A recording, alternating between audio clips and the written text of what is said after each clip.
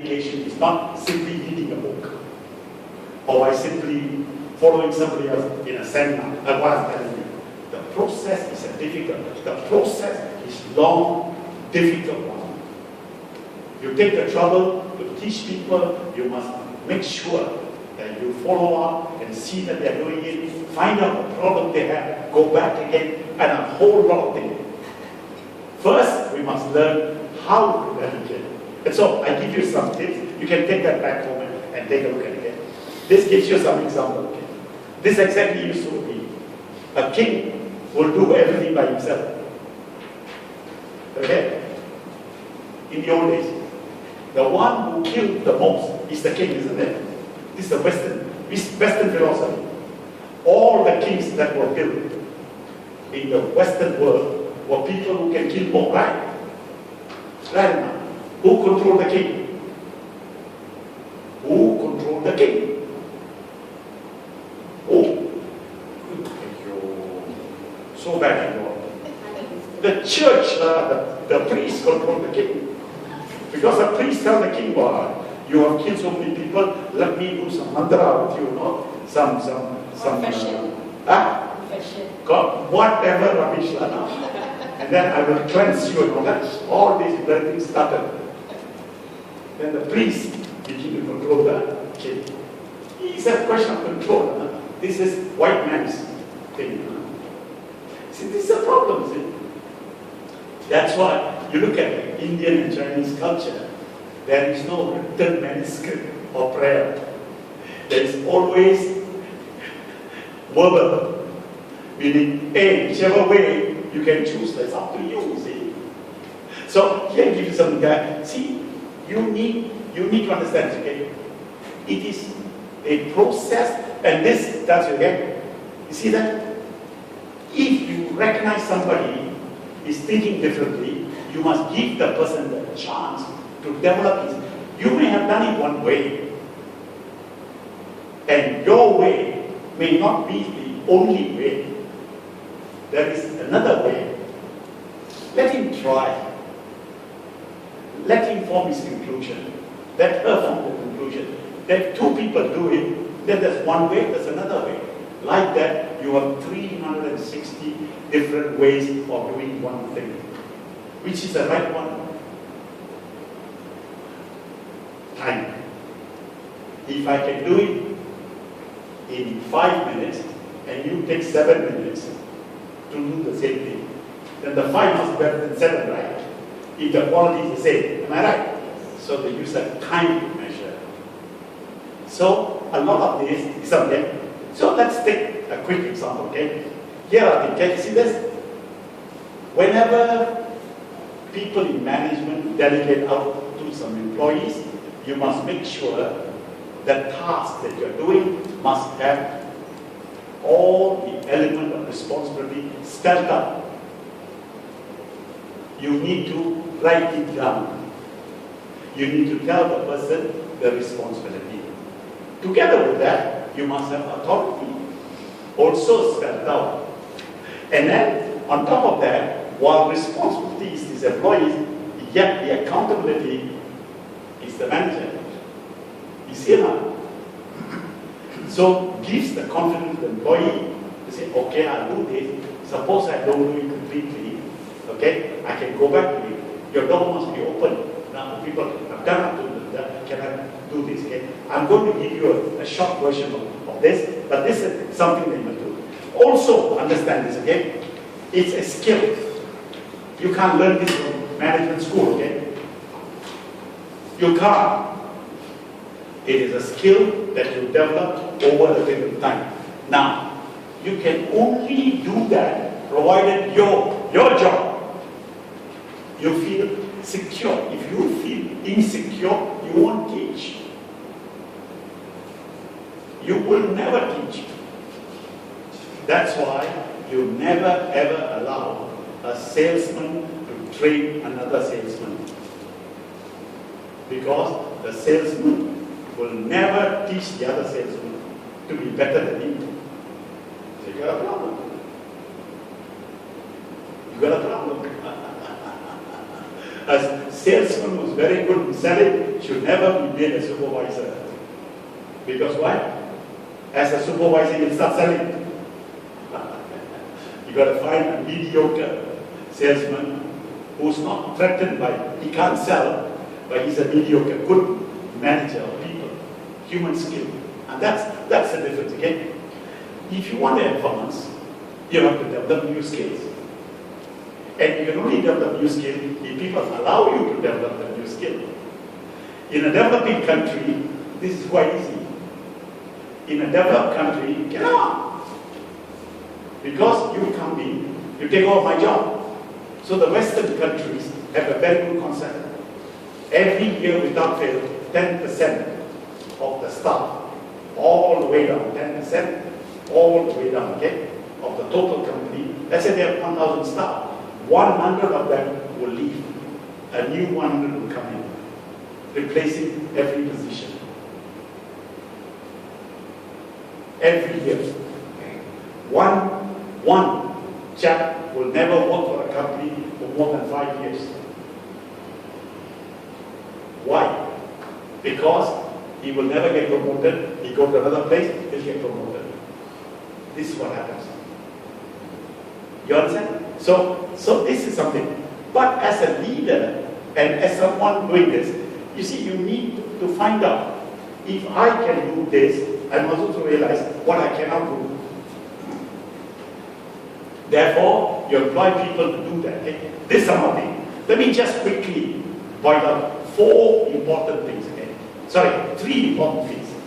Number 1, not everybody can be delegated to. You must choose. I've used this word, the right people. Not everyone you can just select anybody and delegate. Cannot. The right people. Meaning the mentality of the person, the maturity of the person. Is he willing to teach? Is he somebody, if I teach it, will he teach or will he take it home? That kind of assessment must be there. He or she may be very good at doing whatever she's doing, but she does not have the ability as a human being to actually share it. That's the problem.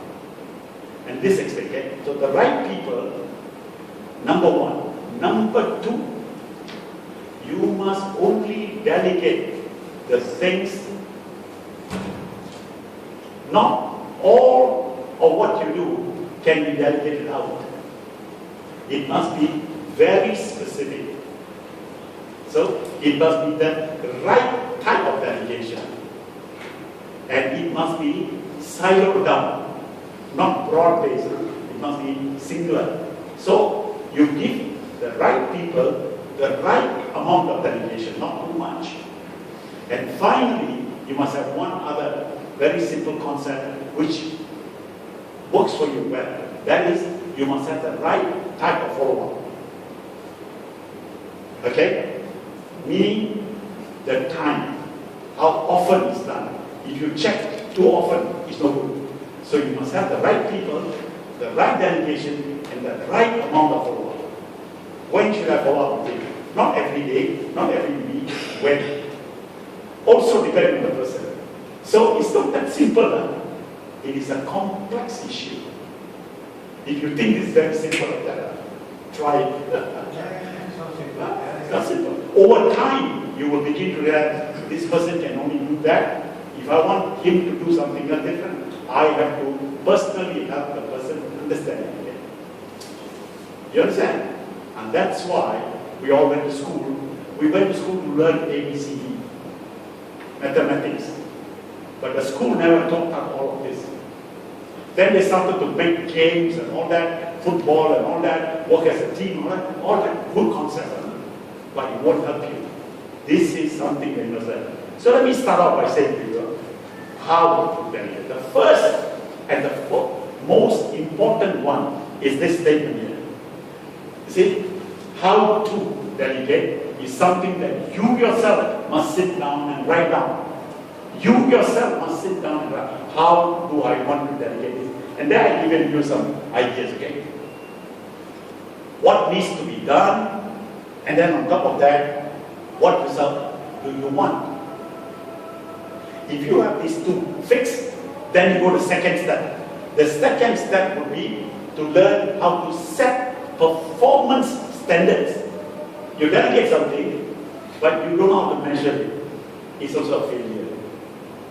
The performance standard must be agreed between you and the person to whom you are delegating.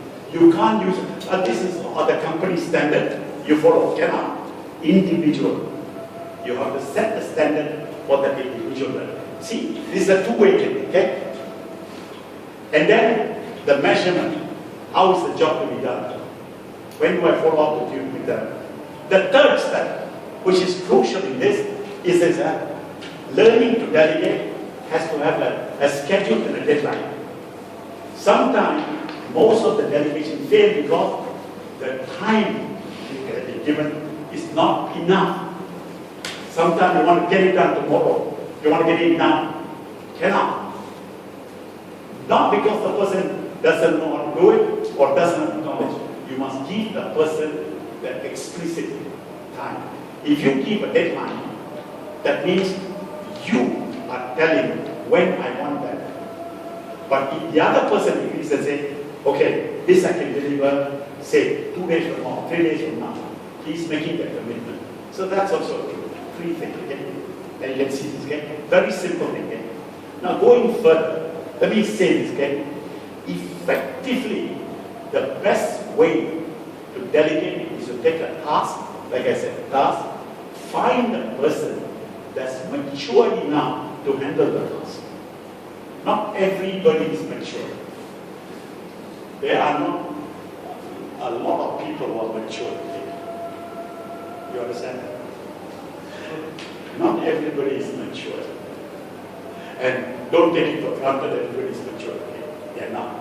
And because you are mature, because you want to take a task, and the task requires relevant maturity. And that's why you look for that mature stuff. And then, how long will it take? And then, how confident is the person? And then, what method should I use to delegate? There are many, many methods. There's no one method, depending on the individual. So a lot of that depends on the individual, how well you know the person. So normally, only when the staff has worked with you some time, then you realize that this staff is mature, and delegating, you got to do it systematically. You're taking everything and dumping on the person, it won't work. It won't work. It's different. The skill that I do, this skill is developed by the individual. Okay? Others can pick up, but they cannot be me. Isn't it? Isn't it? They have to develop their own method of doing it.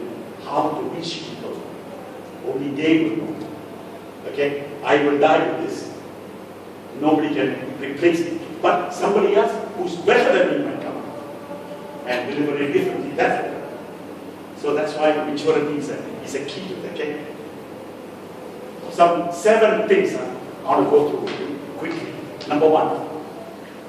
Is picking the people difficult? The answer is yes. You may have 10 staff, 5 staff, 20 staff, or you may have only 2 staff. Picking the right person is the key. If you don't have somebody who's willing to share, you should drop the person completely. Task-oriented person, let him or her do the task. That's it. Because you want a person to go on in the process of teaching. So that's why picking the wrong person, and you might end up not being happy. Because why? That person is brought up in a home in which sharing is not the culture. And you know, we have 7.4 billion human beings, okay? Alright? Now, between the 19th century and now, in the beginning of the 19th century, we were about 3.4 billion human beings. In 180 years, we've become 7.4. double it up. So because a huge amount of population, many come from home with 10 children, or 5 children, 7 children. Okay? Do you think they share everything together? No, they don't, you see. So the upbringing is also important. If you come from a home which is very highly disciplined, they don't share things. So don't take it for granted that every person that works for you understands this. They don't.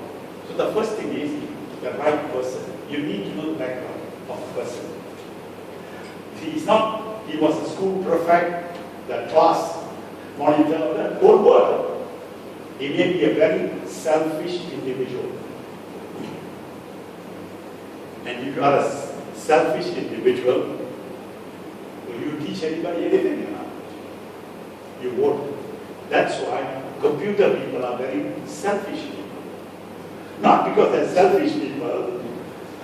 Let me explain it. Not because they're selfish people, but because the demand is like that. They need to quickly solve problems. And in computer, it's very different from any other function. Because every problem is unique and different. So you've got to solve it. It means I can't teach you that. You have to figure out how quickly you can figure out. So that's why not all computer people are good at solving problems.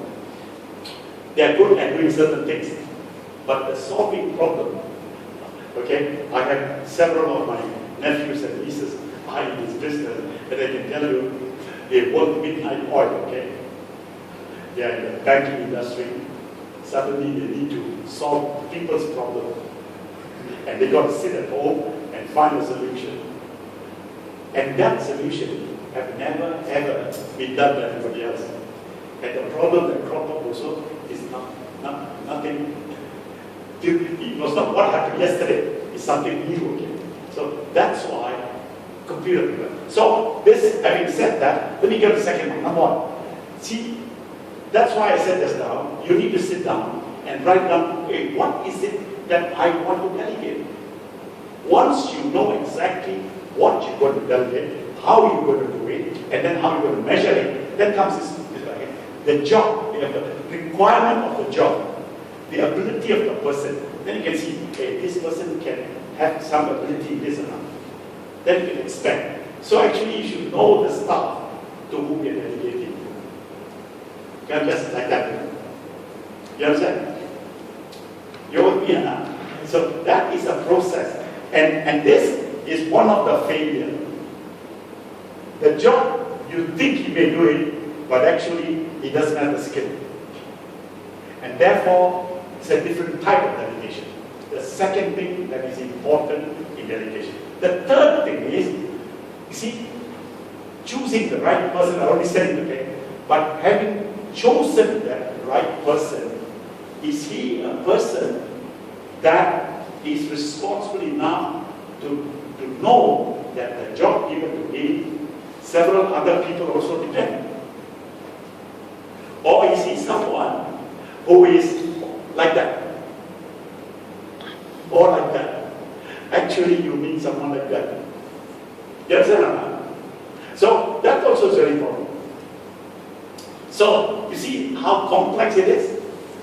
Delegation is a difficult thing. It's not that simple. But unless you are prepared to examine this, and then look at the fourth one. See? Have you ever delegated a similar task before to this person? How has he delivered it? Is he someone who can rely upon? Okay? And you feel that by doing that, you can give them more confidence. Hey, good. But these are processes that you must understand. That's why individually we're very good. When working in a group, we become not so good. Because we dare not share, or we don't want to show our weaknesses, and that's another problem with us again. We don't want to talk, we talk behind somebody else. We won't directly. That's another problem with delegation, okay? Now, the fifth thing is, whenever you delegate, remember, you cannot delegate in parts. You must give the whole job. Because then only they can produce the result. See, having said that, you must get down. Responsibility must be given 100% to the task. Not to the whole job, but all the tasks. And at the same time, assign responsibility to the right people who are competent enough to make it happen. And then, within this frame, you must have also the next one. The outcome. What is it? What outcome do you want out of this? Must also be explained. And it must be measurable. You cannot just delegate without a way in which you can measure them. You understand what I'm saying? Especially when it comes to tasks. Now, if you are a good manager, you should never ever judge the person by your standard. Your standard may be very high. And so you start to measure it according to what it's like. If you come to my house, okay, and eat food in my house, okay, my sister-in-law, she's a very good cook, okay, she knows she's very good. All right? Now, you compare her cooking with somebody else, she must come on top. And she's shocked, she's fulfilled. Okay? You have a problem. Can she teach somebody? I see her teaching people. Put this, put that, put that. Yeah, sure. But it never ends on the same foot. You understand? And you know what? You have a problem. Because she may take something and she may throw something and something may be here and she may throw that away. You understand what I'm saying? So like that, we have this problem to come across. Make sure that when you delegate, clear outcome and then the measurement. When you make this measurement, it must confine to what you're reasonable. Not something that you have. Alright? Next, look at this. Whenever you delegate, you must sit with the person. There must be a participation and discussion. Why am I delegating to you? What's expected from you? What do you think? Can you do it?